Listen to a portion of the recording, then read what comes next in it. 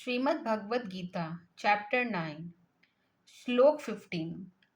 और अन्य लोग मुझे एक तत्व रूप से अर्थात अन्य भाव से अपने को मुझ में पृथक समझते हुए अपना नाना रूप से मुझे सर्वत्र मुख वाले समझकर ज्ञान यज्ञ द्वारा भी भजन करते हुए उपासना करते हैं। तात्पर्य: या परमात्मा की उपासना ही अन्य प्रकार की चर्चा की गई है। परमात्मा के उपासक परमात्मा संबंधी ज्ञान प्राप्त कर उसे सर्वव्यापी सर्वत्र विद्यमान देखते हुए तथा अपने आत्मस्वरूप को परमात्मा से भिन्न समझते हुए अर्थात अनुभव करते हुए तथा कई अन्य प्रकार के परमात्मा की उपासना करते हैं। श्लोक 16। मैं श्रोत्र यज्ञ हूँ, समार्त यज्ञ हूँ, मैं पितरों के लिए दिया गया अन्न जलादि हूँ, मैं यज्ञाग्नि हूँ और उसमें हवन किया जाने वाला हवि हूँ, मंत्र एवं हवन क्रिया भी मैं ही हूँ। तात्पर्य: यहाँ परमात्मा के सर्वव्यापक तत्व का वर्णन कतिपय उदाहरण देकर किया गया है। वैदिक प्रक्रिया द्वारा विभिन्न फलों की प्राप्ति के लिए अनेक यज्ञ किए जाते हैं, उन्हें श्रोत यज्ञ कहते हैं। बलि, वैश्वदेवादि कर्म जिन्हें पंच महायज्ञ कहते हैं। स्मृति शास्त्र की व्यवस्था के अनुसार जो नित्य किए जाते हैं उनको समार्थ यज्ञ कहते हैं। पितरों के निर्मित किए जाने वाले श्रद्धादि कर्म पितृकर्म अर्थात यज्ञ हैं। मंत्रोच्चारण पूर्वक धृत अथवा अन्य हवन, सुगंधित औषधियां, शक्कर एवं अनादि युक्त हवन सामग्री अग्नि में आहुति के रूप में डालकर हवन यज्ञ किया जाता है। ऐसा इस सारे पदार्थों का वर्तमान अस्तित्व कारण। श्लोक 17। इस जगत का पितामह मैं ही हूँ और जानने योग्य अक साम यजु हूँ। तात्पर्य: माता पिता जन्म के कारण है, वे बच्चे का लालन परमात्मा में भी जगत की रचना की है और उसका पालन तथा धारण करने वाला वही है। वह परम पिता अर्थात सभी जड़ चेतन चराचर के पिता का भी पिता है, इसलिए वह पितामह है। उसके योग्य अन्य कोई भी वस्तु नहीं है, क्योंकि उस एक के जान लेने के व्यक्ति सब परमात्मा के अनंत रूप ओम भी उसका एक नाम और रूप है। इस ओम शब्द को योगी योग्याभ्यासकार में भूषण करते हैं और परमात्मा में प्रकृति प्रकाश को देखते भी हैं। वक साम यजुः और यथर्ववेद परमात्मा के दिव्य गुण एवं रहस्यों का वर्णन करते हैं। श्लोक 18। गति सबका भरण पोषण करने वाला शरण लेने योग्य सुहृत का कारण सर्वधार निधार अर्थात गुप्त भंडार और अविनाशी कारण मैं ही हूँ। तात्पर्य: सर्वव्यापी चैतन्य द्वारा सभी जड़ चेतन गतिमान है। वह सबका भरण पोषण करने वाला विश्वभर है, क्योंकि उस परम चेतन महाप्रभु के चैतन्य से भी यह दृश्य जगत सभी आवश्यक पदार्थ उत्पन्न और परिवर्धित होते हैं। अतः सारे प्राणियों के भरण पोषण के लिए आवश्यक वस्तुएं परमात्मा की चेतन शक्ति के कारण ही उपलब्ध है। वह प्रभु सबके कर्मों को निरंतर देखने वाला है होने के कारण वह अब सबके बाहर भीतर सबके अंतरंग समीप है। अतः वह सबका साक्षी आधार पर उसके पद यह सारी सृष्टि स्थित है। अतः वह सर्वधार है और स्वयं निराधार है। पुण्य सृष्टि काल में उसी परमाणु एवं जीव समूह में सृष्टि की रचना करता है। अविनाशी बीज अर्थात कारण है। हे अर्जुन, मैं ही सूर्य रूप में तपता हूँ, मैं ही वर्षा करता हूँ और वर्षा रोकता हूँ, मैं ही अमृत और मृत्यु हूँ तथा मैं ही सत और असत हूँ। तात्पर्य: परमात्मा के विविध कार्यों में से कुछ एक भगवान श्री कृष्ण वर्णन करते हैं। परमात्मा की चेतन शक्ति के कारण ही सूर्य इस रूप में स्थित होकर तप दे रहा है। अग्नि विद्युत आदि की परमात्मा ही चेतन शक्ति का कारण ही अपने अपने रूप को धारण किए हुए है। सभी शक्ति के कारण वृष्टि होती है अर्थात रुकती है। परमात्मा स्वयं अमृत स्वरूप अमृतमय है। इस जगत में प्राणी उसकी ही प्रेरणा तथा उसके नियमाधीन होकर शरीर त्याग और शरीर धारण करते हैं। इस जगत का निमित्त कारण वह सर्वव्यापी चेतन परमात्मा ही है। जगत इस रूप में उसी परमात्मा के कारण स्थित है। अतः वह महामंडल से परे अदृश्य अगोचर चेतन धाम में परमात्मा अपने है। अतः इंद्रियादि के कारण वह असत है। श्लोक 20।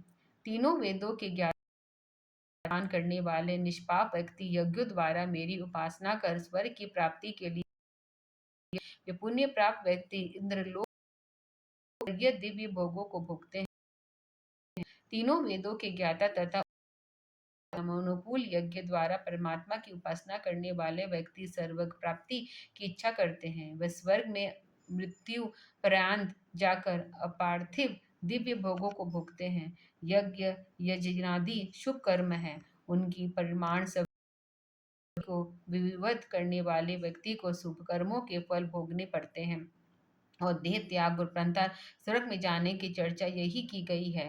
वे ये स्वर्गीय सुख भी शाश्वत नहीं है, क्योंकि ये कतिपय शुभ कर्मों के परिमाण स्वरूप प्राप्त होते हैं। अतः तीनों वेदों के अंदर बतलाए गए यज्ञादि शुभ सकाम कर्म मुमुक्षु भक्ति के लिए आवश्यक है, क्योंकि ऐसी व्यक्ति परमात्मा की प्राप्ति रूप नित्य नंद की इच्छा रखता है और वह जन्म मृत्यु के बंधन से सर्वदा मुक्त हो जाता है। श्लोक 21। वे स्वर्गलोक में उस विविध सुख को भोग कर पुण्य क्षरण होने पर मृत्युलोक के प्रवेश करते हैं। इस प्रकार वेदों कर्मानुष्ठानों को करने वाले सुख भोग का अभिलाषी व्यक्ति बार बार इस संसार के आते जाते अर्थात जन्म लेते हुए मृत्यु को प्राप्त करते हैं। तात्पर्य वेदोक्त यज्ञादि शुभ कर्मों के अनुष्ठान करने वाले व्यक्ति स्वर्ग में जाके विविध सुख भोग करते हैं। स्वर्ग में उसका पुण्य कर्म और फल प्राप्त नहीं हो जाता।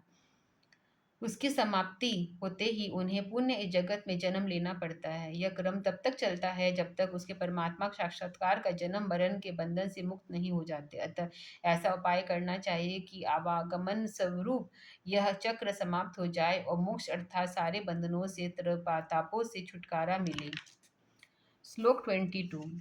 जो व्यक्ति अन्य भाव से चिंतन करता हुआ मेरी उपासना करते हैं, उस सतत योगी में स्थित व्यक्ति का मैं योग क्षेत्र भी व्यवस्था करता हूँ।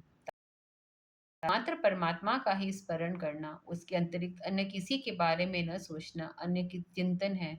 आराध्य कोई भी नहीं होने चाहिए, एक और केवल एक ही होना चाहिए। अन्य भक्ति की विशेषता बतलाते हुए यह भगवान श्री कृष्ण कह रहे हैं कि परमात्मा की अन्य भक्ति करने वाला अर्थात परमात्मा के अतिरिक्त किसी दूसरे के प्रेम न करने वाले व्यक्ति श्रेष्ठ हैं। जो आत्मशक्ति को सदा परमात्मा से जोड़ कर रखता है वह नित्य युक्त योगी है। श्लोक 23। हे अर्जुन, जो भक्तगण श्रद्धापूर्वक अन्य देवताओं को भी पूजा करते हैं, वे भी अधि विधि पूर्वक अज्ञान और मुझ परमात्मा में ही पूजा करते हैं। तात्पर्य अन्य सभी देवी देवताओं में भी वह चेतन परमात्मा व्यक्त है। अतः श्रद्धा पूर्वक उसकी उपासना करने वाला व्यक्ति भी प्रकाशांतर से परमात्मा की ही उपासना करता है, किंतु उसकी उपासना विधि पूर्वक अर्थात ज्ञान पूर्वक ढंग से नहीं होती। उपासक को यह समझना है कि मैं अमुक देवी देवताओं की उपासना कर रहा हूँ, परंतु उस देवी या देवता के व्याप्त परमात्मा की चेतन शक्ति उपासित हो जाती है। इसका ज्ञान उपासक को नहीं होता। परमात्मा की प्राप्ति का जो परिमाण होना चाहिए वह उस व्यक्ति को नहीं मिलता। अतः विविध देवी देवताओं की पूजा भक्ति न कर उसे एक सर्वशक्तिमान सर्वव्यापी परम चेतन प्रभु की उपासना करनी चाहिए। श्लोक 24। मैं ही सारे यज्ञों का भोग करने वाला और उनका स्वामी हूँ। मुझे ही देवोपासक यथार्थ रूप से नहीं जानते, अतः वे परम पुरुषार्थ से प्रतीत हो जाते हैं। तात्पर्य परमात्मा सर्वव्यापी चेतन सत्ता है, अतः वह सबका भोग शक्तिमान महाप्रभु सभी जड़ चेतन पदार्थ का आदि जो भी शुभ कर्म देवयज्ञ पितृयज्ञ भूत यज्ञ किए जाते हैं उन सबका भोक्ता परमात्मा प्रत्यक्ष रूप से है। इस रहस्य को यज्ञादि देवों अनुष्ठान करने वाले। श्लोक 25। देवों उपासक देवों को, पितरोपासक पितरों के उपासक भूत प्रेत आदि तथा मेरी उपासना करने वाले मुझे। तात्पर्य उपास्य का गुण उपासक में आता है, अतः जिस देवी या देवता की उपासना की जाती है उपासक उसके गुणों को प्राप्त करता है। देवी देवता पितर भूत प्रेतादि परमात्मा की सर्वशक्ति समक्ष अल्प ईमान है। परमात्मा को उपासक परमात्मा की असीम शक्ति श्रोत्र का अधिकार होता है। परमात्मा उसकी आत्मा में अपनी शक्ति अन्य देवी देवता पितर भूत प्रेत आदि की उपासना करते से परमात्मा की उपासना करना, परमात्मा की प्राप्ति करना श्रेष्ठकर एवं वंचनीय है। श्लोक: जो भक्ति पूर्वक मेरे लिए पत्र पुष्प फल जल प्रदान करता है, मैं भक्त द्वारा भक्ति पूर्वित वस्तु को ग्रहण करता हूँ। परमात्मा सर्वेश्वरवान चेतन विभु सत्ता है। उसके निमित्त श्रद्धा पूर्वक जो भी फलादि अर्पित किया जाता है उसे वह ग्रहण करता है। आत्मा को किसी भी वस्तु की स्वयं आवश्यकता अर्थात आकर्षण नहीं होती और उसके लिए उक्त रहता है, फिर भी वह के अनुकूल उसे स्वीकार करता है। श्लोक 27। हे कुंती, जो भी करते हो, जो भी खाते हो, जो भी हवन करते हो, जो भी दान करते हो, जो भी तपस्या करते हो, मुझे अर्पण कर दो। तात्पर्य से भगवान श्री कृष्ण अर्जुन को यह आदेश दे रहे हैं कि तुम अपने सारे कर्मों के मुझे समर्पित कर दो। शिष्य गुरु का आत्मसमर्पित भक्त होता है। उसकी सारी क्रियाएं गुरु के अनुकूल हो जाती है। उसके शिष्य का मन शांत निर्विकार हो जाता है। कर्म नहीं कर सकता जिससे गुरु अप्रसन्न हो जाए। अतः इस प्रकार का शिष्य शीघ्र अपने लक्ष्य को प्राप्त कर लेता है। श्लोक 28। इस प्रकार शुभ एवं अशुभ कर्मों के फल भोग रूप बंधन से मुक्त हो जाओगे। कर्मफल बंधन से मुक्त होकर योग द्वारा आकर मुझे प्राप्त करोगे। तात्पर्य: शुभाशुभ कर्मों का फल आत्मसमर्पित भोक्ता को भोगना नहीं पड़ता। यह आत्मसमर्पण मन से नहीं किया जाता, बल्कि मन एवं इंद्रियों के पृथक होकर शुद्ध आत्मस्वरूप में स्थित होकर आत्मचेतन में से आत्मसमर्पण होता है। ऐसा करने से इंद्रिय तथा मन कर्मों के कर्ता मुक्त रहता है। वह सदा परमात्मा में युक्त अर्थात जुड़े रहकर परमात्मा का ही अनुभव करता है। श्लोक 29। मैं सभी जड़ चेतन पदार्थों में समान रूप से स्थित हूँ। मेरा कोई प्रिय अथवा अप्रिय नहीं है। जो मुझे भक्तिपूर्वक बसते हैं वे मुझे ही हैं और मैं उनमें हूँ। तात्पर्य: परमात्मा न किसी से द्वेष करता है न प्यार। जगत के सभी जड़ चेतन उसके लिए समान है। जो व्यक्ति परमात्मा में है वे उस चेतन स्वरूप से स्थित होते हैं। अभिप्राय यह है कि परमात्मा और आत्मा ये दोनों चेतन सत्ता है। इसके बीच प्रकृति का आवरण अर्थात घेरा है। अतः परमात्मा एक दूसरे से पृथक स्थित है। जब योग के विज्ञान के द्वारा आत्मा प्राकृतिक अवतारों को ढाल देता है, तब परमात्मा के चेतन रूप के उसके चेतन रूप का सीधा संपर्क हो जाता है। श्लोक 30। यदि कोई अत्यंत दुराचारी भी मुझे अन्य भक्ति तो उसे साधु अथवा सज्जन भी समझना चाहिए, क्योंकि पूर्व रूप से वह निश्चय उस परमात्मा का अविलंबन कर चुका है। तात्पर्य: अशुभ आचरण युक्त तथा दूसरे को अत्याचार पूर्वक कष्ट देने वाला व्यक्ति नीच अधम है। उसके कर्म निग्ध होते हैं। वह सामान्य जन की सृष्टि में अच्छा नहीं समझना चाहता है।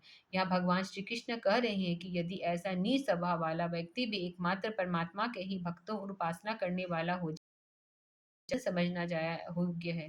बुरा नीच कर्म करने वाला यदि परमात्मा में करने की लग जाए तो उसका अवसर छूटने लगता है और उसमें अच्छे गुण स्वयं आने लगते हैं।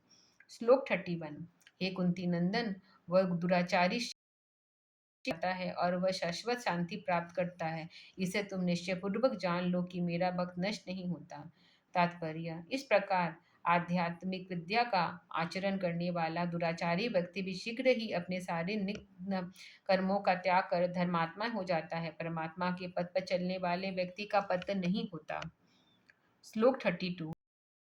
आश्रय लेकर जो भी पाप कर्म स्त्री वैश्य अर्थात शूद्र हो, वे सभी सर्वोपरि परम पद को प्राप्त होते हैं। तात्पर्य: परमात्मा की भक्ति और उपासना करने पर अधिकार सबका है। समाज में स्त्री पुरुषों के नीचा है, यह अन्याय है। यह पुरुषों की स्वार्थपरता का पक्ष पर ठगी करती हैं, वंचनीय नहीं है। यदि कोई ऐसा करता है तो वह निंदा का पात्र है। शूद्र के लिए कहीं कहीं परमात्मा का भजन अथवा धार्मिक कृत्यों को न करने का प्रसंग आया है। ऐसा अनुचित है। मानव मात्र चाहे वह कोई भी हो, वो प्रभु की पूजा आराधना कर सकता है। श्लोक 33। तो फिर पुण्यशील ब्राह्मणों एवं भगवान के भक्त राज ऋषियों का कहना ही क्या। अतः हे अर्जुन, तुम अनित्य और दुखमय इस संसार को प्राप्त कर अर्थात उसमें निवास करते हो, मेरा भजन करो। तात्पर्य: शुभ कर्मों को करने वाले ब्राह्मण और प्रभु से प्रेम रखने वाले श्रद्धा संपन्न राजपुरुष यदि आध्यात्म पथ का अग्रसर हो तो वह निश्चय ही शीघ्र अपने परमात्मा प्राप्ति रूप जीवन लक्ष्य तक पहुंच जाते हैं। यह संसार अनित्य है, इसकी सृष्टि होती है, अतः इसका प्रलय विनाश और सुनिश्चित है। इस संसार में सुख नाम मात्र का मृत मरीचि कालवत है, दुख अधिक है, इसलिए इसे छुटकारा पाने के लिए जन्म मरण के चक्र में निवृत्त होने के लिए परमात्मा का भजन करना उचित है, वही उद्देश्य है। 34। मुझ में मन लो, मेरी उपासना करो, मुझ में परिणम करो, मेरा इस तरह अपनी आत्मा को मुझे जोड़कर मुझे तात्पर्य या भगवान श्री कृष्ण की अनन्य भक्ति का उपदेश दे रहे हैं। एकमात्र परमात्मा है के ही गुणों का मन चाहिए, उसका ही अनन्य रूप से भक्ति करना, उसी की नमन कर गाकर और निरंतर परमात्मा परायण होकर अपनी आत्मचेतना को गुरु प्रवृत्ति द्वारा परमात्मा में जोड़कर रखना परमात्मा की अन्य भक्ति परमात्मा के जल मीन वक्त प्रेम है। परमात्मा अतिरिक्त किसी भी देवी देवता भूत प्रेत बेताल ताल आदि की पूजा नहीं करनी चाहिए। कल हम चैप्टर